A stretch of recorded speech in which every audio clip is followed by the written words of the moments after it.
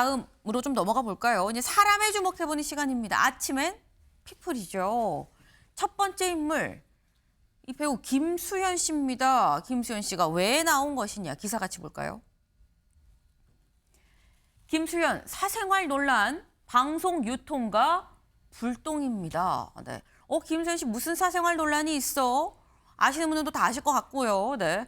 여기 같이 보겠습니다. 유튜브 방송 가세연에서 김세론 씨, 이 배우 김세론 씨의 유족 측이 주장을 한 내용을 인용해서 고인이 김세론 씨가 15살 때부터 6년 동안 김수현 씨와 교제를 했다라는 주장을 했습니다. 한 유튜브 방송에서 이렇게 주장을 하다 보니까 그럼 김세론 씨가 미성년자 때 만난 거야 라는 얘기가 뒤늦게 나오고 있는 거죠.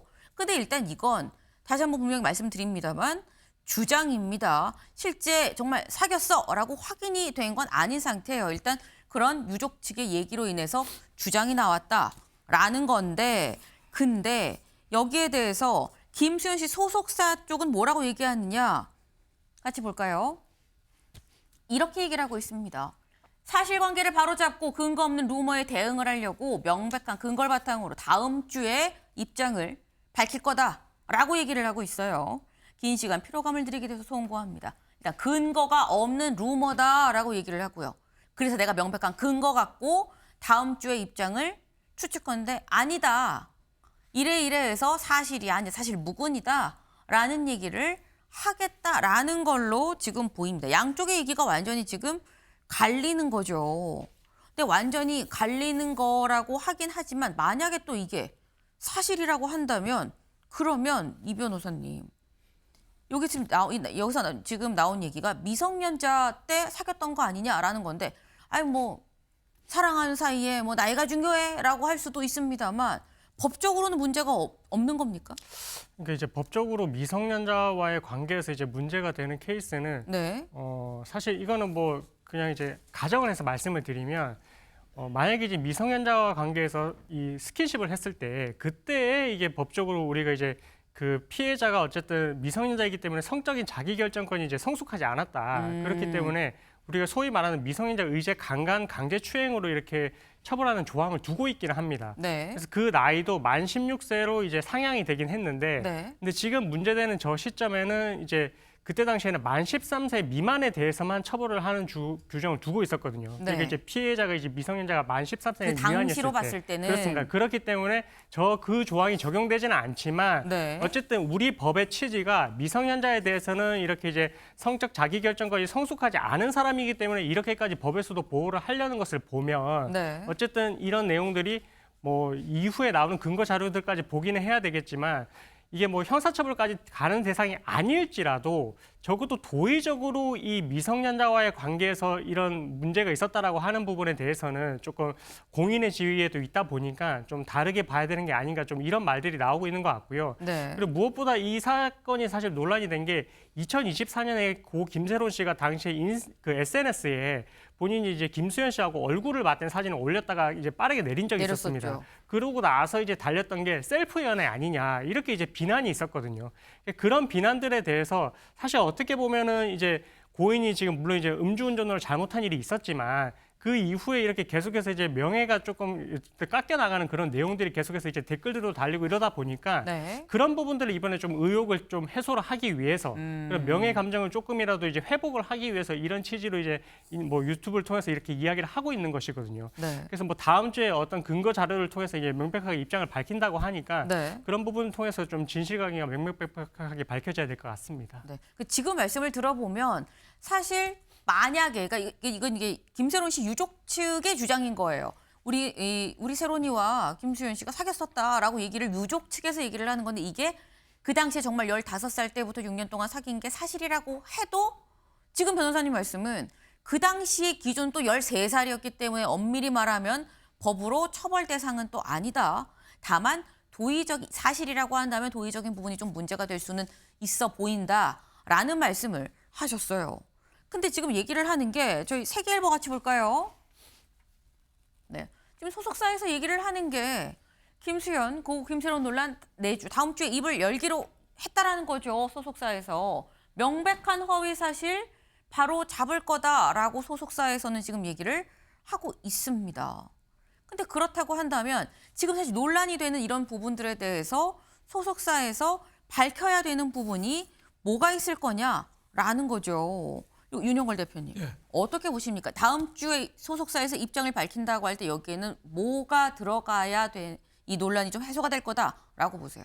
지금 뭐 미성년자랑 뭐 교제를 했다는 부분, 네. 뭐 거기에 대해서 뭐 진짜 애썼는지 없었는지 또 밝혀야 되고, 또 하나는 돈 관계가 거래가 있었잖아요. 김수현 씨 소속 친인척이 운영하는 소속사에 돈을 7억을 빌렸는데 네. 그 돈을 뭘 빨리 갚으라고 해서 김세론 씨가 교통사고 이후에 이미지가 실추되면서 생활고를 극심하게 겪었거든요. 그래서 아마 극단적인 선택한 계기 중에 하나가 이게 생활고 문제거든요. 그래서 이 문제에 진짜 금전적으로 압박을 했는지 여기에 대해서 좀 분명한 태도나 솔직하게 좀 밝혀야지 의문이나 국민들의 이 분노 이게 좀 해소될 수 있지, 아니면 자꾸 면피성으로 이 오리발 내밀기를 하면은 자꾸 국민들이 화가 나서 이 지금도 광고가 끊어지면은 한 200억 정도 물어내야 된다고 하거든요. 네. 그 일파만파로 커지지 않겠느냐.